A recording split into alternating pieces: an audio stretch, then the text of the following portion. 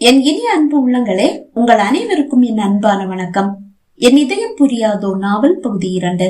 வாங்க தொடர்ந்து கதையை கேட்கலாம்.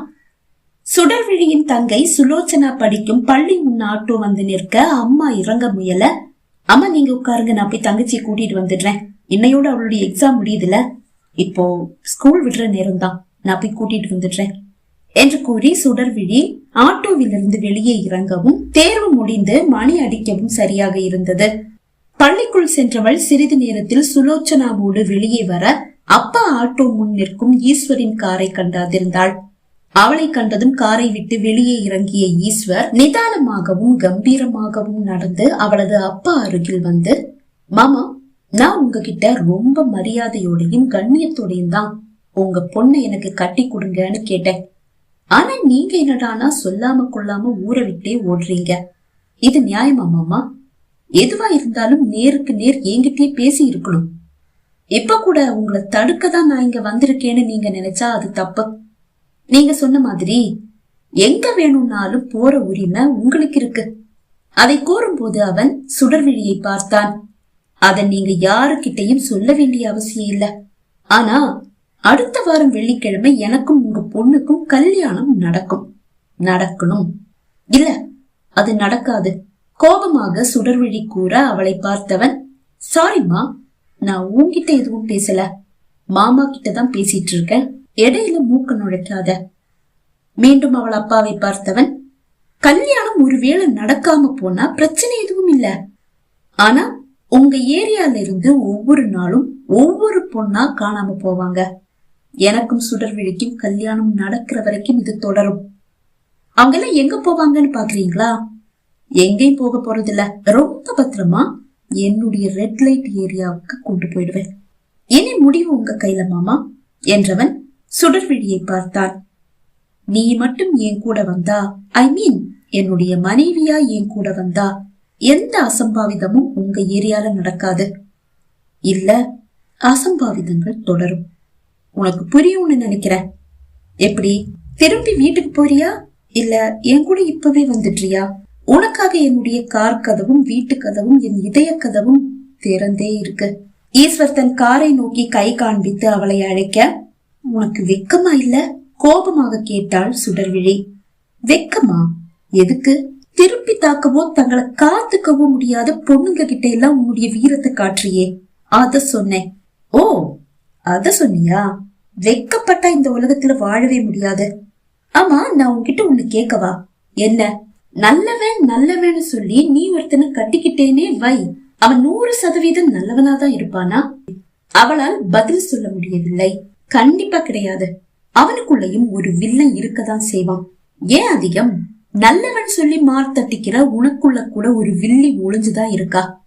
இந்த உலகத்துல நல்லவன்னு எவனும் கிடையாது, கெட்டவன்னு எவனும் கிடையாது. நல்லவனுக்குள்ள ஒரு சின்ன வில்லனாவது கண்டிப்பா இருப்பான், கெட்டவனுக்குள்ள ஒரு சின்ன நல்லவன் கண்டிப்பா இருப்பான். அப்படி இருக்க நீ ஏன் என்ன வெறுக்கணும்? ஒரு காரணத்தை சொல்லு, நியாயமான ஒரு காரணத்தை சொல்லிட்டு நீங்க இருந்து போ. தலையை உயர்த்தி அவனை பார்த்தவள், நீ எத்தனையோ குடும்பங்களை அழிச்சிட்டு இருக்க, அது உனக்கு தெரியுதா? நியாயமான இந்த ஒரு காரணம் போதாதா நான் உன்னை விட்டு போக? வாய்விட்டு சிரித்தவன், இந்த உலகத்திலேயே மிக பெரிய காமெடி என்ன தெரியுமா? இத சாப்பிட்டா நம்ம கொஞ்சம் கொஞ்சமா செத்துடுவோம், இத யூஸ் பண்ணா நம்ம வாழ்க்கை நாசமா போகும்னு தெரிஞ்சே ஒருத்த அதை வாங்கி குடிப்பானாம், இல்ல யூஸ் பண்ணுவானாம்.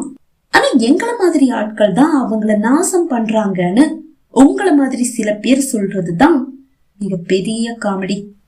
நான் ஒன்னும் எவனுடைய வீடையும் தேடி போய் பாட்டிலா குடித்து குடிச்சு செத்து போன்னு சொல்லல, கஞ்சா விக்கல. எங்களை தேடி வந்துதான் அவங்க வாங்கிட்டு போறாங்க. நான் விக்கலனா கூட அதை ஏதாவது ஒரு மூலையில இன்னொருத்தன் விற்கதான் போறான், அங்க போய் இவன் வாங்கி குடிக்கதான் போறான், யூஸ் பண்ணதான் போறான். எவனோ ஒருத்தன் அதை வித்து நல்லா வாழறான்னா அதையே நான் விற்க கூடாது?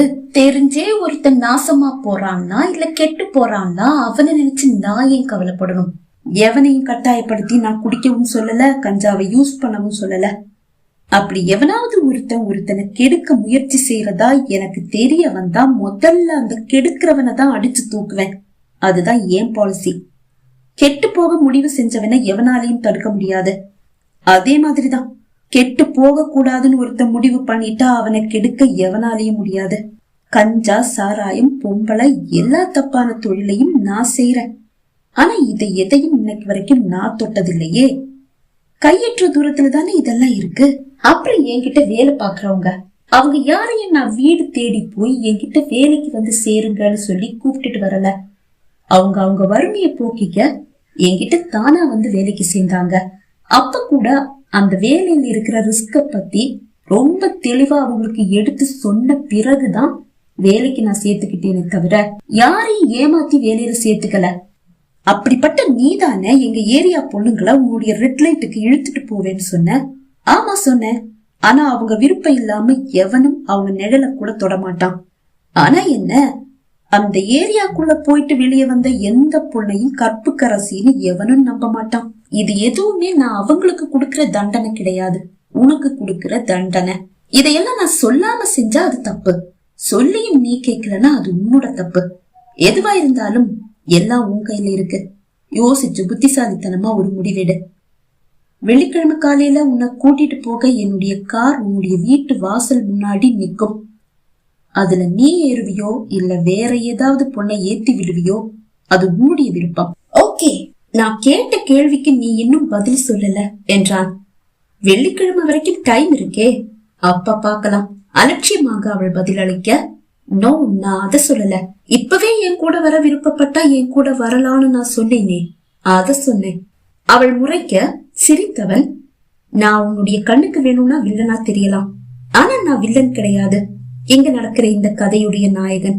அத நீ எப்ப புரிஞ்சுக்க போற? ஐ மீன், என்னுடைய இதயத்தை எப்ப புரிஞ்சுக்க போற?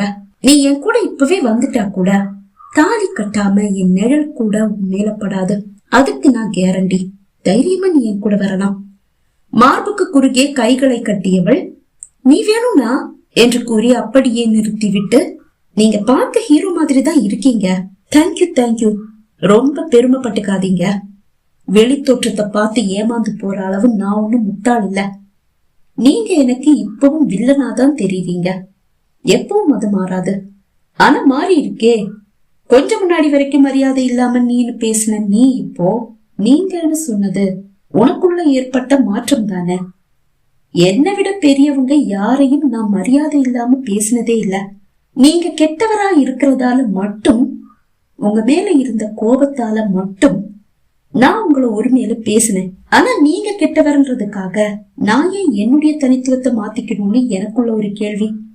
வயசுல பெரியவங்க அது யாரா இருந்தாலும் அவங்களுக்கு மதிப்பு கொடுக்கறதான் நான் விரும்புறேன். நான் கொஞ்சம் முன்னாடி மாறி இருந்தேன். அந்த மாற்றத்தை நானே திருத்திக்கிட்டு என்னுடைய தனித்துவத்தை நான் அப்படியே நிலைநாட்டிக்கிட்டேன். அதுதான் உண்மை. அதை நீங்க தப்பா எடுத்துக்கிட்டா அதுக்கு நான் பொறுப்பாக முடியாது. நீ வேணும்னா இப்படி ஒரு விளக்கத்தை கொடுக்கலாம். ஆனா உனக்குள்ள ஏற்பட்ட மாற்றமா தான் நான் இத பாக்குறேன். இதே மாதிரி படிப்படியா உன்னுடைய மனசு மாறும்னு நான் எதிர்பார்க்கிறேன். நடக்காத உன்ன நடக்கும்னு எதிர்பார்த்து ஏமாற வேண்டாம் மிஸ்டர் ஈகிள். அவன் சிரித்தான். மத்தவங்க என்ன ஈகிள்னு கூப்பிடும் போது எனக்கு எதுவுமே தோணுனதில்ல. ஆனா நீ ஈகிள்னு கூப்பிடும் போது அதுல ஒரு ஈர்ப்பு சக்தி இருக்கு. இது எனக்கு ரொம்ப பிடிச்சிருக்கு. அலட்சியமாக சிரித்தவள், பேசி என்ன மயக்கிடலான்னு நீங்க நினைக்காதீங்க. அது ஒரு நாளும் நடக்காது. ஒருவேளை எங்க ஏரியா பொண்ணுங்களுக்காக நான் உங்க மனைவி ஆனா கூட என்னுடைய மனசு மட்டும் ஒரு நாளும் மாறாது. அவன் முகத்தில் ஏமாற்றம் ஊஞ்சலாடினாலும் அதோடு கோபமும் சேர்ந்து கொள்ள, ஓகே, வெள்ளிக்கிழமை சந்திக்கலாம். குரலை கடுமையாக்கி கூறியவன் அவள் அப்பாவை பார்த்தான். மாமா, பதற்றம் இல்லாம நிதானமா ஆட்டோவை ஓட்டுங்க. நீங்க எங்க போக விரும்புறீங்களோ அங்க நீங்க போலாம். அதை யாரும் தடுக்க போறதில்ல. அதனால பதற்றம் இல்லாம பத்திரமா ஆட்டோ ஓட்டி பத்திரமா இவங்களை சேர்க்க வேண்டிய இடத்துல சேர்த்துடுங்க. நான் கிளம்புறேன் என்று கூறிவிட்டு அவனது காரை நோக்கி நடந்தான். இவன் மட்டும் நல்லவனா இருந்திருந்தா எந்த சந்தேகமும் வேண்டாம். நானே இவனை காதலிச்சிருப்பேன். ஆனா அயோக்கியன்னு தெரிஞ்சும் இவனுடைய இந்த அழகுல மயங்கி காதல் வயப்பட்டு அந்த நெருப்புல விழுந்து சாக நான் ஒன்னும் விட்டில் பூச்சி இல்லையே. தனக்குள் கூறிக்கொண்ட சுடர்விழியின் விழிகள் அவன் சென்ற திசையையே பார்த்து கொண்டிருக்க, சுடர், ஆட்டோல ஏறுமா அப்பா கூற அவள் ஆட்டோவில் ஏறிக்கொண்டாள். இப்ப என்னம்மா பண்றது? நாம திரும்பி வீட்டுக்கே போயிடலாம் தானே? அப்பா தயக்கத்தோடு கேட்க, நாம எங்க போய் ஒளிஞ்சாலும் இவன் நம்மள விடமாட்டான் போல இருக்கேப்பா. நாம திரும்பி வீட்டுக்கே போயிடலாம். அப்படின்னா வெள்ளிக்கிழமை இவனுக்கு மனைவியாக நீ முடிவு பண்ணிட்டியா? அப்பா, வெள்ளிக்கிழமை வரைக்கும் டைம் இருக்குப்பா. அதுக்கிடையில என்ன வேணும்னாலும் நடக்கலாம். ஏன், இவன் போலீஸ்ல சிக்கிக்க கூட வாய்ப்பு இருக்கு இல்லையா? அப்பாவின் விழிகளில் பயம். என்னம்மா, நீயே இவனை காட்டி கொடுக்க முடிவு பண்ணிட்டியா? அது கண்டிப்பா நமக்கு ஆபத்தா முடியும். அப்பா, நான் எதை பண்ணாலும் பிளான் பண்ணி தான் பண்ணுவேன். நீங்க பயப்படாதீங்க. சரி, வீட்டுக்கே போயிடலாம்ல? போயிடலாம்ப்பா, இதுல யோசிக்க எதுவுமே இல்ல. அவள் அப்பா வீட்டை நோக்கி ஆட்டோவை திருப்பினார். ஏனென்று தெரியவில்லை, சுடர்விழியின் செவியில் ஈஸ்வர் தன்னை நியாயப்படுத்த கூறிய அந்த வார்த்தைகள் தான் ஒலித்துக் கொண்டே இருக்கிறது. தன்னை நியாயப்படுத்த அவன் கூறிய வார்த்தைகளே ஆனாலும் அவை அனைத்தும் முற்றிலும் உண்மையான வார்த்தைகள் தானே. அதில் சந்தேகம் என்ன இருக்கிறது? அவள் மனம் கேள்வி கேட்க, ஏய், நீ என்ன அவனுக்கு சாதகமா பேசுற? நீயும் அவனுடைய அழக பார்த்து மயங்கிட்டியா? அவன் பக்கம் சாஞ்சிட்டியா? வயசுல பெரியவங்களுக்கு மரியாதை கொடுக்கறது உன்னுடைய தனித்துவம் தானே.